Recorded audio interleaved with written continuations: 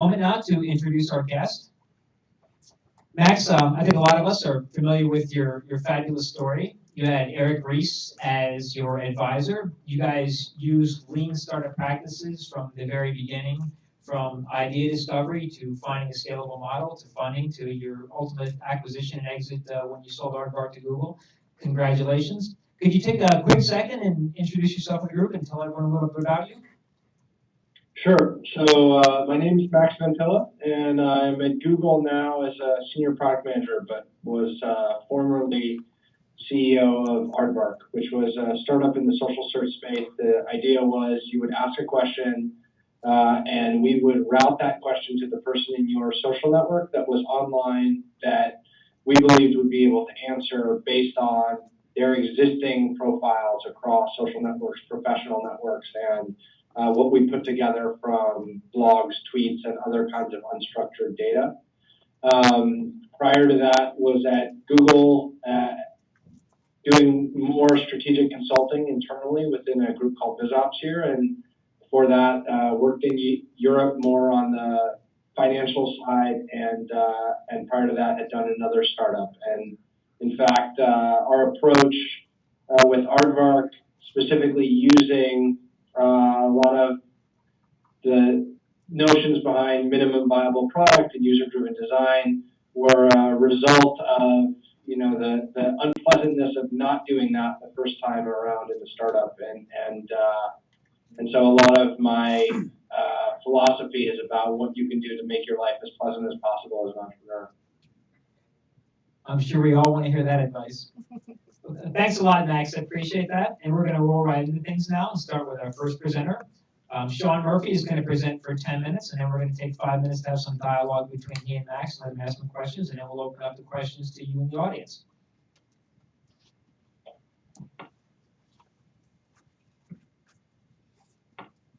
Okay, actually, do I need a microphone?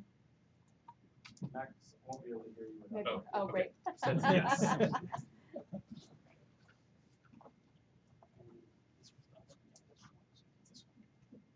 So is this okay? Awesome. Excellent.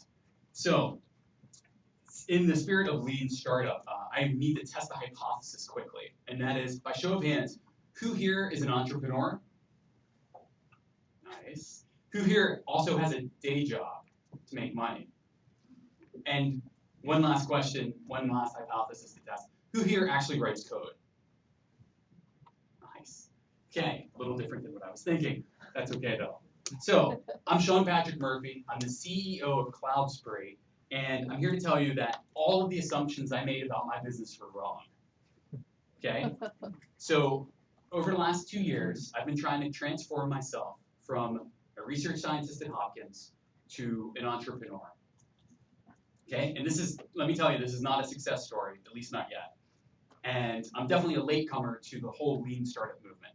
So you're not going to hear many MVP buzzwords from me tonight, at least until after the presentation. So without further ado, I'd like to basically present to you kind of a candid list of assumptions that have basically dictated the last 2 years of my life. So I did a Master's of Bullshit in Alcohol, also known as an MBA, in 2008. So in 2009, I wanted to start my own company. And I came up with the idea that everyone should have their own supercomputer. You could basically borrow CPU cycles available along your social network. We call it Pillsbury. It worked. Fantastic. So the underlying infrastructure worked, and so we started working on the web-based infrastructure.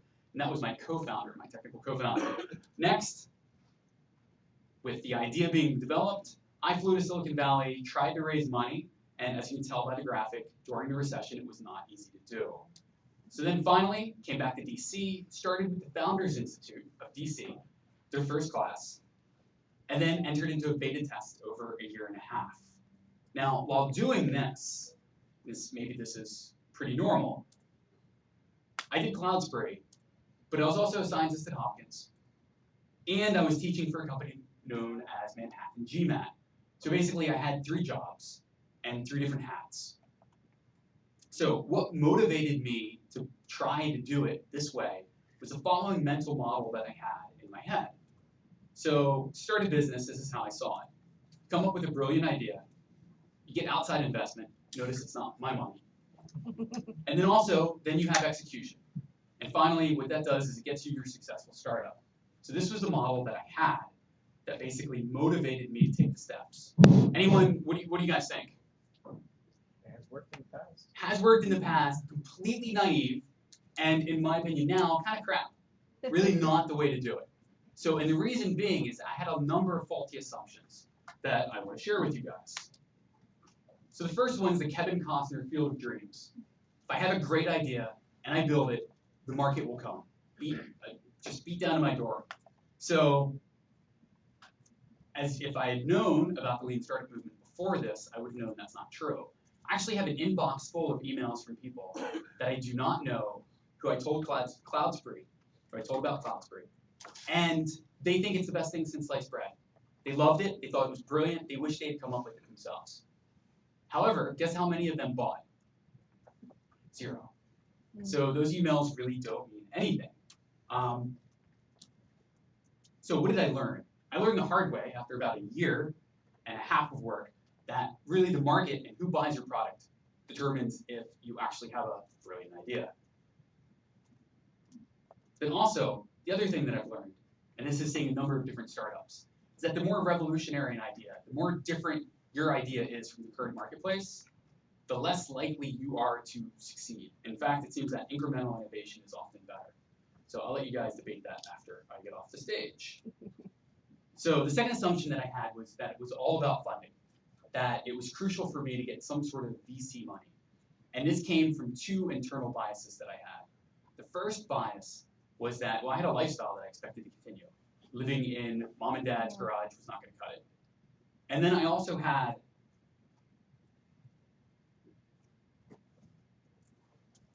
this desire for some sort of external validation of the concept. And I knew of no better external validation than VC funding. And also, I mean, TechCrunch told me that every day. It's so important. So, what I didn't realize were the following. That chasing VCs, meeting VCs, and then meeting the right VCs, doing the pitches, doing the presentations, building those networks, that took a ton of time. And that was time I wasn't building my product. So that took away from what I was trying to accomplish. Then the next thing I learned, and who here has had a successful exit? Anyone? Successful exit. Awesome. For those of us who haven't and are kind of an unknown quantity, I was told multiple times by different VCs on different coasts that you needed a product, you needed customers, you needed revenue, and you needed at least $1 billion market. That was kind of the entry to get VC funding. Interesting. I wish I'd known that before. Finally, and this is a bit of finance math that I'm not going to recreate, is that $5 million business that you are a full owner, 100% owner of, is often more lucrative, although not nearly as sexy, as that $100 million business that you founded but received VC money. So that's something I urge you to check out. So assumption number 3 was that you can do this in your spare time. While I tried to build a startup, I could return to my regularly scheduled life and still be everything else I was. Okay? So for the obvious problems, the logistics of not sleeping and working through jobs, there's 2 big things that I think are actually more crucial for those of you starting out. And that is, you really are what you do. So what I mean by that is if you're whatever in your old job, you have a certain mindset or mentality that you have in that job. And being an entrepreneur or CEO or CTO or part of a startup, you have a different mindset. So every time you go back to that old job, what happens is you become that person again. And that person is not the entrepreneur that you're trying to become. So every time you go back, it's warm, fuzzy, it's comfortable. And usually people are attracted to comfort, and that weakens the effort at starting up your company. The other thing I realized, and I've seen this with hundreds of students because I also teach the GMAT, is that any type of concerted effort or focused effort outside of a full-time job can last up to 1 to 2 months, maybe 3 months ideally, before real life gets in the way. And many other things come in and interfere. And so I found that Cloudsbury over that 1.5 years, which sounds like an eternity, really was a part-time and grew in fits and spurts. So I'm going to skip over this one and save for time. But then this is the last one. You can do this alone. So this really speaks directly to the Founders Institute, which I joined, and I was a graduating member of the first class in DC. And I would highly recommend this for a really non-obvious reason. So yes, it's great, absolutely great to be surrounded by 40 people or 75 people who all want to start companies. However, what's even better is that among those 40 people will be people who are really bad, and there will be people who are really good. And you can compare yourself to those people and understand what the hobbyists, kind of term I use for people who are kind of doing it just on the side and probably won't get far, versus the people who are really making change and really launching product and really getting out there. So you can compare and contrast yourself, which is powerful. And then also it lowers the barriers to finding a mentor.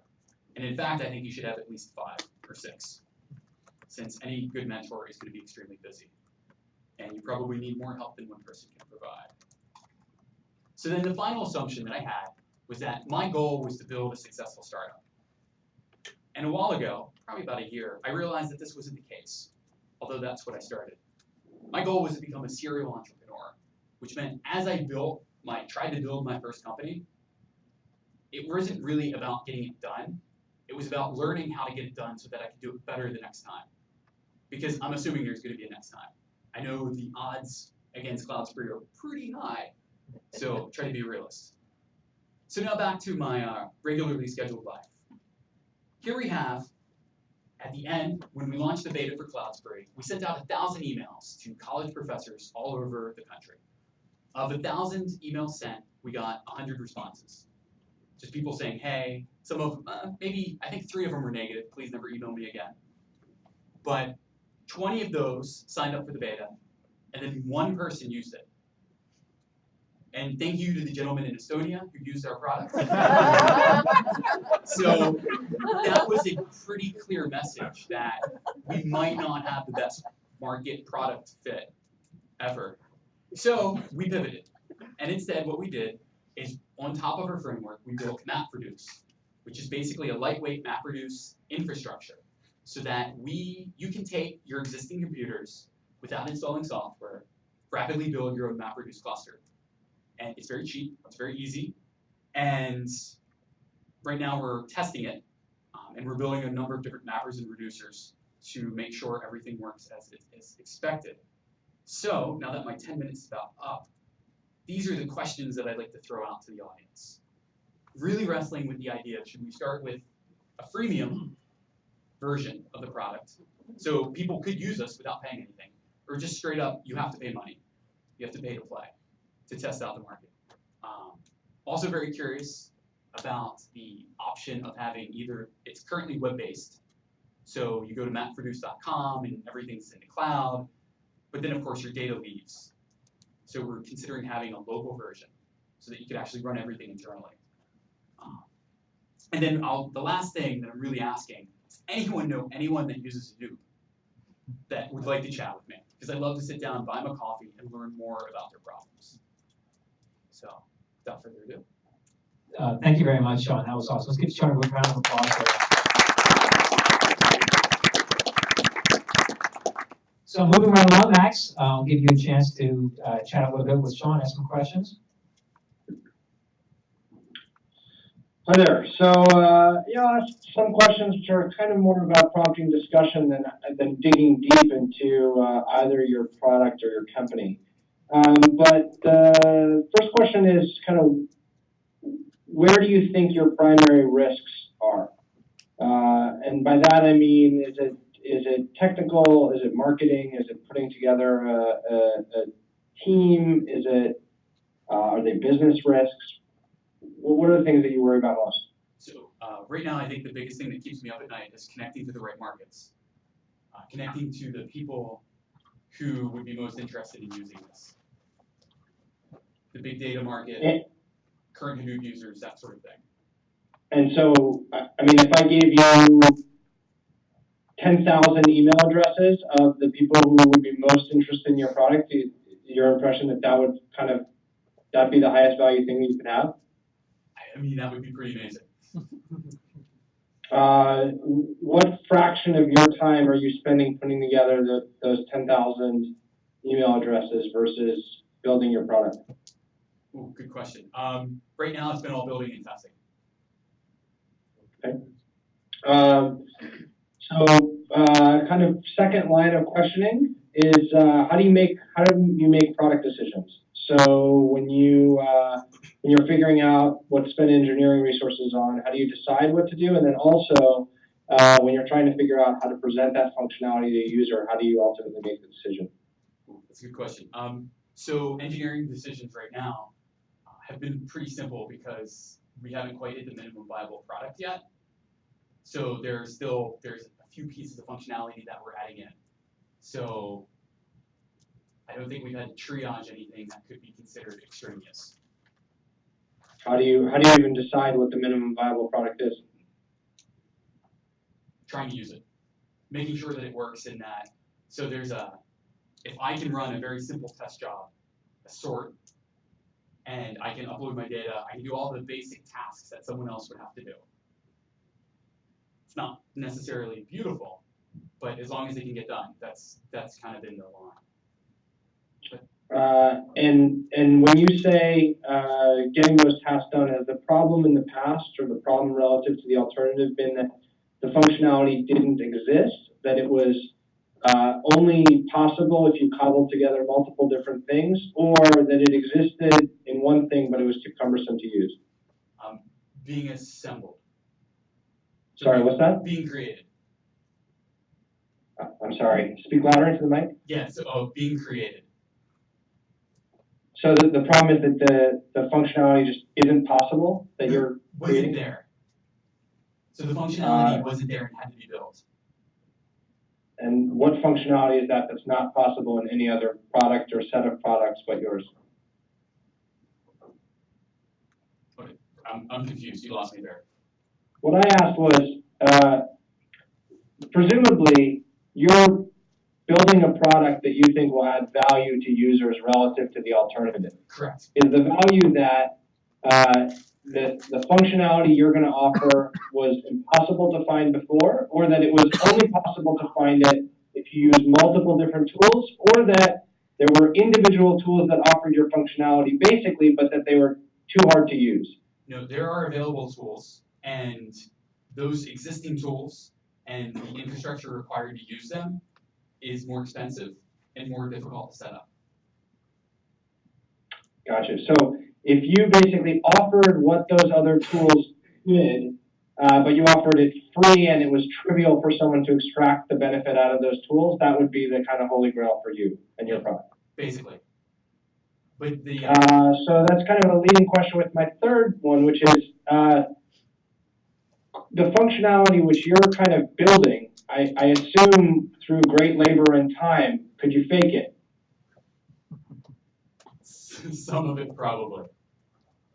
But if the tools already exist, it's just that you have to pay for them and it's a pain to use. If you offered that tool to someone else and it was free because you weren't charging them and they didn't have to do anything, so it was really, really easy, couldn't you basically fake your product? We could fake much more of it than we do now.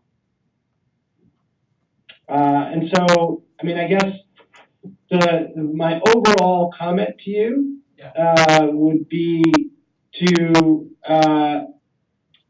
try and fake everything and see if you built the product that you are trying to build, would people want it?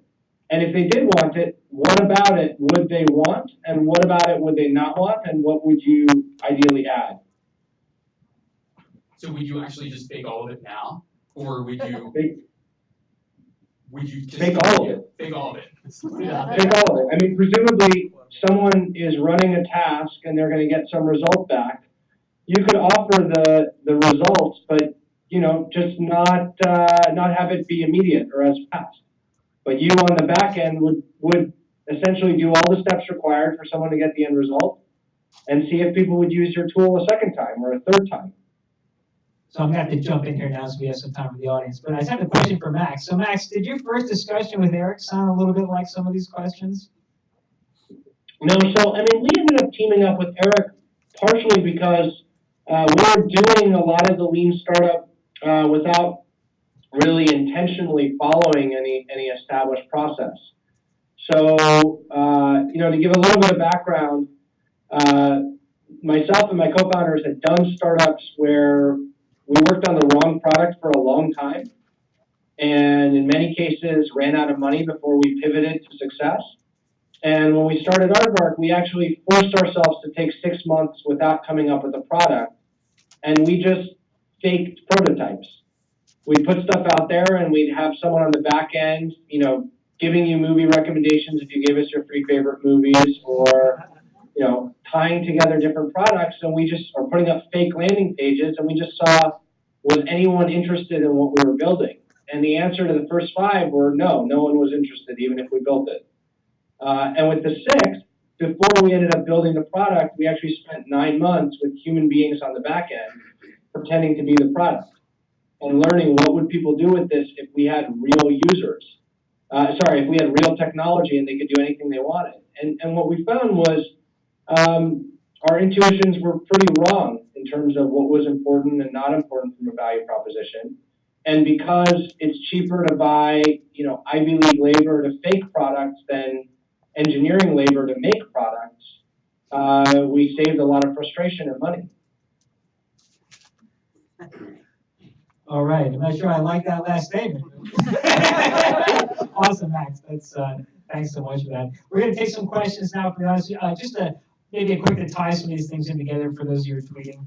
Has everybody seen Max's presentation online from the Lean Startup Conference in San Francisco? It's fantastic. He talks about exactly what they did. So if you're interested in seeing that, I highly recommend check it out. Also, the Food on the Table one at the same conference, and the subsequent one that the CTO co-founder did in Austin. You want to learn what it's like for 2 senior guys to run around with pieces of paper, testing their product before they build anything. It's absolutely awesome. So if someone could tweet that to the Lean Startup DC tag, that'd be great so that people can see it. So let's jump in with some questions for the audience for Sean.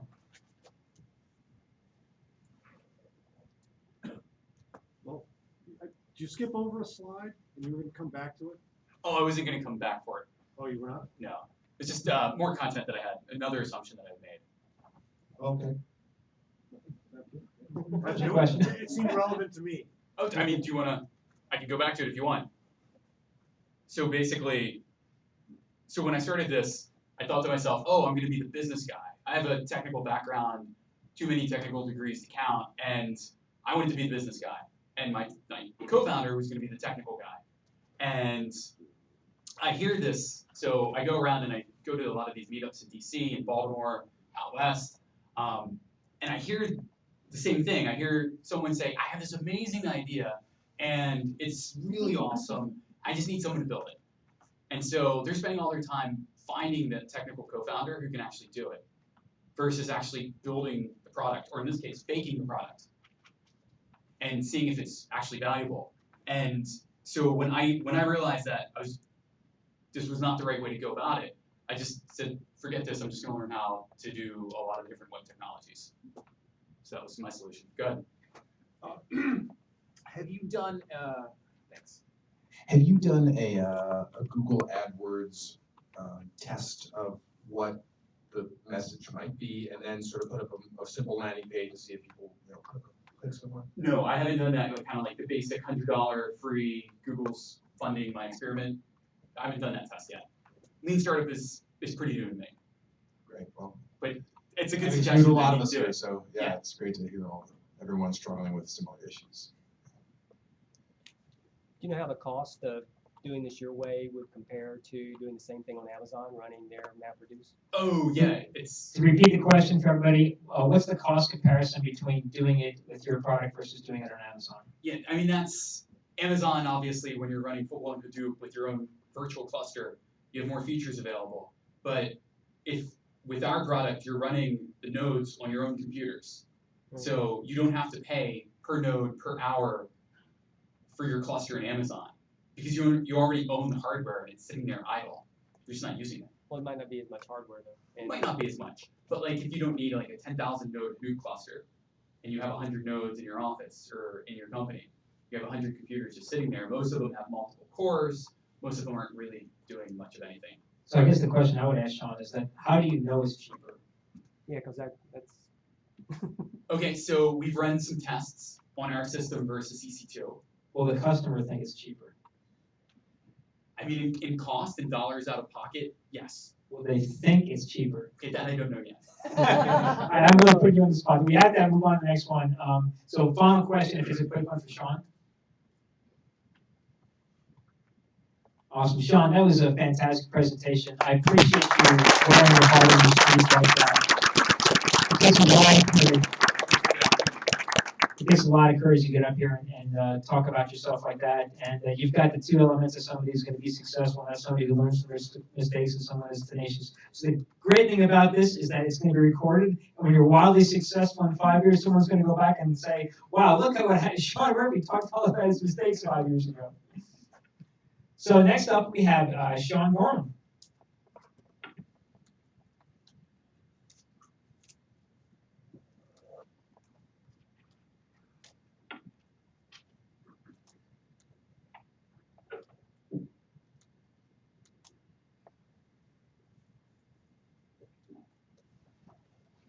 Hey, Sean, I'll let you introduce yourself.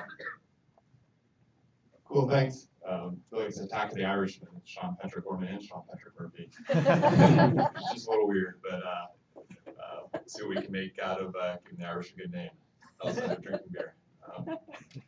Yeah, I appreciate Kevin having me up here and a great opportunity to talk about some of the things we've been through. It was interesting, I was emailing back and forth with Jill and Kevin and kind of reflecting back, not something we get to do very often, on kind of the history of the company. And I kind of offhandedly said, looking back, I'm not sure how the hell we're still actually in business at this point, when I was kind of looking at like all the weird things we had done or gone down long paths and so forth. So I thought it was actually kind of an interesting angle to take on it, and then a little bit on kind of how we leveraged our location in DC and government funding and opportunities like that to keep the company going when we hit some adversity in different spots along the path. And also, just kind of a sidebar from the lean startup side of things is when we first started, I was a grad student at George Mason and then a postdoc. But as far as the altruism of bootstrapping things, when you make $12,000 a year as a TA, there's not a lot of extra float to make things happen. So we had to be particularly creative. But the upside of that is a university is a great place to be for being creative as well as being in DC. And especially when we started. I think 2003, 2004, and then we finally spun out the company in 2005. It was kind of the beginning of Web 2.0 and a lot of interesting things launching, and and being in DC was definitely backwater. It's really cool to see now that New York Times article about the explosion of an entrepreneurial tech culture in DC, and seeing these things emerge around town is really exciting. But back then it was it was a bit of a check against you, but there were still lots of useful things in the area. And kind of being a geographer as a background, competitive advantage and location was always something that we studied a lot. So we began to look, where were opportunities for us? And in many ways, I was an accidental entrepreneur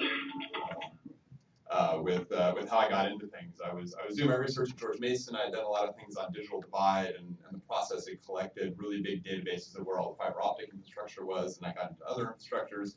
And generally, I was just a hoarder of open source data, especially geographic data, and we did a lot of simulations, so I was always looking for new data. And along these lines, when I first got to grad school, it was August 2001. So the next month, 9/11 happened.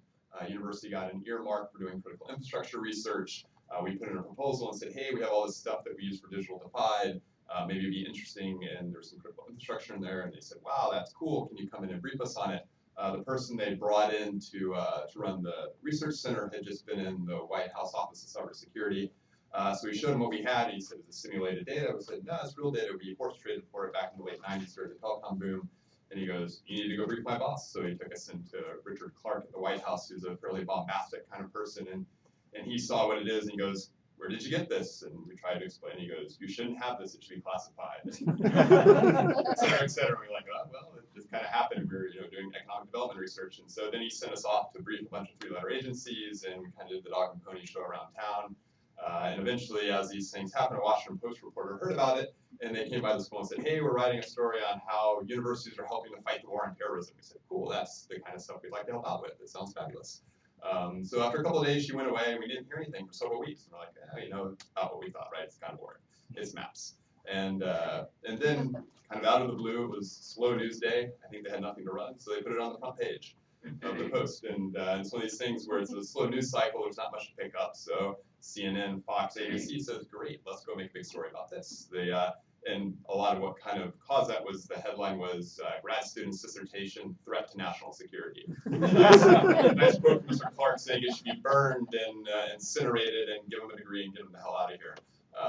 And so, you know, things being sensationalized, it kind of spilled over from there. The news trucks showed up, so inevitably the university said, hey, news trucks, what can we do? File patents.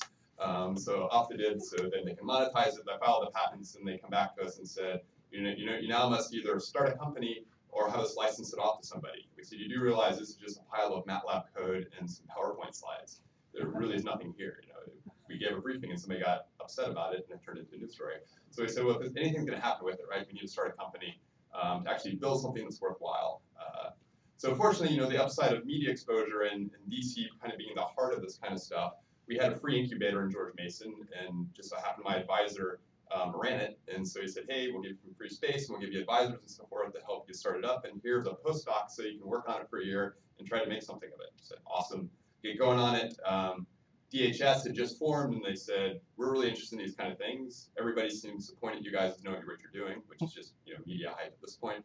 We said, sure, we'll figure it out for you, so they gave us some money to, and a contract to start doing it. So we kind of combined the things to do together.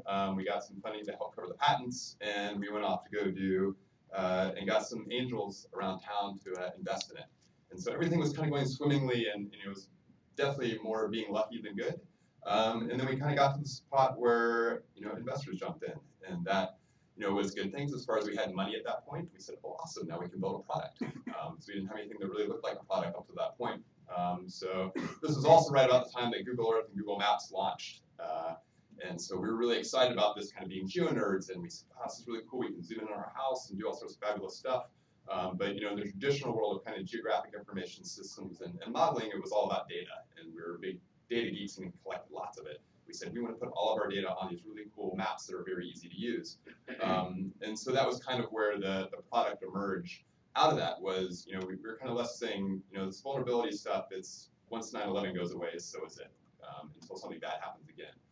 We want something that's a little bit broader as far as where we're going to go with the company. And so we really got into this idea of data fusion, data discovery, and using a map as a way to navigate that content. And so we ended up building GeoCommons, which was a data community where anybody could go in and contribute data, get that data geo-referenced onto a map, and then be able to remix it and repurpose it with other people's data and create a community around that. And so we thought it was very exciting, although we weren't exactly sure what the market was going to be for this. And it was still very early. This was, you know, 2006 at this point.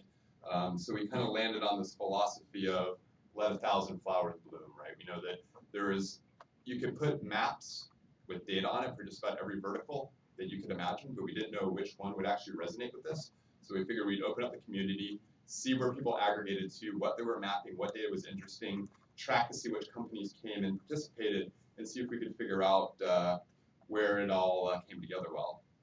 Although we began to run into some challenges along the way. So it was an interesting concept originally. Then we were going to make it a SaaS where you would pay to keep your data private and all public data would be free. But we ran into some challenges pretty quickly. One of the things was popularity and scaling. So that was kind of the good news in this, is we kind of continue with our good luck scheme of things. Is with what Google had done, everybody was really into maps and excited about it and kind of trying to decide what could they do next. So we had a lot of folks that came on pretty quickly and started loading in data and doing interesting things.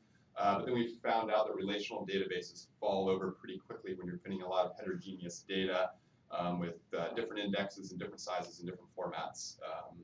And it began to fall over, which really was just the beginning of the challenges of the kind of collective mistakes that we made at this point. In addition to that side, we also, as I said, didn't really have a market. We were kind of putting it out there to see who would pick up on it and who adopted it. And we definitely did more than faking, although it was a pretty quick build. We did it in about 3 or 4 months. Although that's another story as far as the other caveat to this I haven't put in the life of the company. We've been through 3 CEOs. This is at one of the point that the first CEO left and we had no business plan or sales plan. And most of the VCs in the area were annoyed because they didn't make a very good impression. And so we also didn't have a product or a prototype, so this all came together really, really well. We had not a lot of money left in the bank from the angel fund, and we'll get to that in a second. But kind of in that process, there were some interesting challenges in there, and that we originally built out the prototypes thinking that we wanted to do a SaaS deployment. But then the investors came back and said, SaaS is too long of a lead time, it takes too much capital, you need to go directly at the enterprises and target them with an appliance. So we had a dislocation there. And then, as happens oftentimes, is since we got a contract from Homeland Security, which was followed up by a contract from Oak Ridge Labs and McDonald's and some other people paid for us to do vulnerability analyses, but there were really more consulting gigs where we kind of use the product to do our consulting. But at any times it's this kind of alluring hook of, oh, if I'm selling something, if I just hire more salespeople, I can sell more of it and make lots of money. Even though it really doesn't scale because it's requiring people power versus product power. And the investors, love to see this, but of course they all insist that they won't invest until there's a product and you're generating revenue, and all you need to do is hire sales and marketing. So that's the first thing they want to do. So mistakes on multiple levels by both myself and the folks helping advise the company, that we just hired a bunch of salespeople before we really had a product. And then really, we thought about scaling after it fell over. Kind of admitting the fact that it's not, and then for a while we said, oh, we can band-aid it and fix it, instead of admitting the fact that we really needed to re-architect it. So we got ourselves into a pretty good jam at this point. We're running out of money. We had a successful prototype that was out there, but it wasn't going to scale, and it was still dubious as to what the actual market was for it. So here we were really fortunate again to be able to find a local resource to help us out with Incutel. So those of you who are familiar, Incutel kind of acts as the venture arm for the intelligence agencies around town, where I met Kevin. So I met a lot of great folks there, and ended up that they had a very similar challenge in that they were trying to facilitate information sharing within the intelligence community and trying to figure out how to scale a system that was all browser-based to get all these folks to share their data, make it searchable, allow them to remix maps and analysis on the fly. And so they invested, and as soon as we had Incutel on board, which is the brand name, they had just before that had sold Keyhole off to Google, which became Google Earth, and they were kind of looking for the next thing of what do you do when you get beyond zooming in on your house, right? How do we go beyond imagery and do answer